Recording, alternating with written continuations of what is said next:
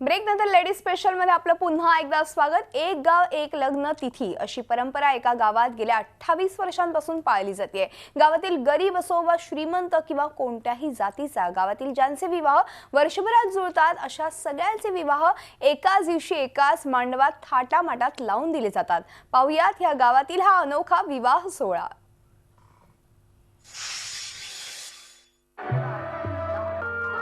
नांदेड जिल्ह्यातील कोंढा या गावात एकाच मांडवात 15 जोडप्यांचं लग्न लागतंय। या गावानं गेल्या 28 वर्षापासून एक गाव एक लग्नतिथी ही परंपरा जोपासली आहे। एकाच मंडपात एकाच दिवशी एकाच वेळेस इथं गावातल्या मुला मुलींचं लग्न लावलं जातं। विशेष म्हणजे गावातल्या सर्व धर्मियांचं लग्न या सामूहिक विवाह सोहळ्यातच लावलं जातं। यंदा या सोहळ्यात आत्महत्या केलेल्या 3 शेतकऱ्यांच्या मुलींचंही लग्न लावण्यात आलं। गरीब असो की श्रीमंत, नेता असो की मजूर, गावातल्या प्रत्येकाला सामूहिक विवाह सोहळ्यातच लग्न लावणं बंधनकारक आहे।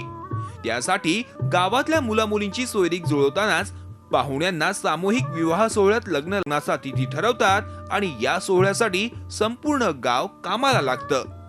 लग्न ज्याच्या घरी आहे त्याला इकडचं कुठलंच काम आम्ही सांगत नाही किंवा ते करत नाही, गावकरी करतात, सगळे करतात आणि त्या कामाचा त्या नवरदेव नवरीच्या आईवडिलांना घरच्या कुटुंबाला अजिबात नसतो।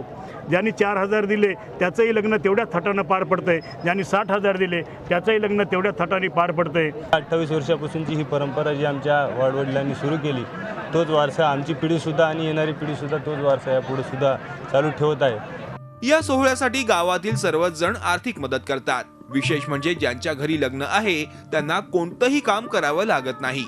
सोहळ्यासाठी नेमलेले तरुणच सर्व कामं करतात। या विवाह सोहळ्याचं नियोजन अतिशय शिस्तबद्ध पद्धतीनं केलं जातं। या सोहळ्यात विवाह झाल्यामुळे वेळ, पैसा साऱ्याचीच बचत होतीये। शिवाय गरजू कुटुंबांना मोठा आधार मिळतो।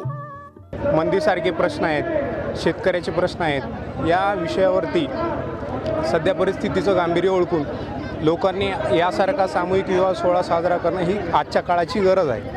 या विवाह सोहळ्यामध्ये माझं लग्न होत आहे, त्यामुळे मला खुशीच वाटते, कारण कमीत कमी पैशामध्ये लग्न होऊ शकतं आणि त्यामुळे जाती प्रथा पण कमी होऊ शकते। त्यामुळे सगळ्यांनी असा सामूहिक विवाह करावा असं मला वाटतं। एका उत्सवाप्रमाणे दरवर्षी कोंढेकर हा सामूहिक विवाह साजरा करतात। लग्न सोहळ्यावर वाढता खर्च, आर्थिक विवंचनेत असलेली कुटुंब यांच्यासाठी हा लग्न सोहळा म्हणजे गावकीचा आधारच।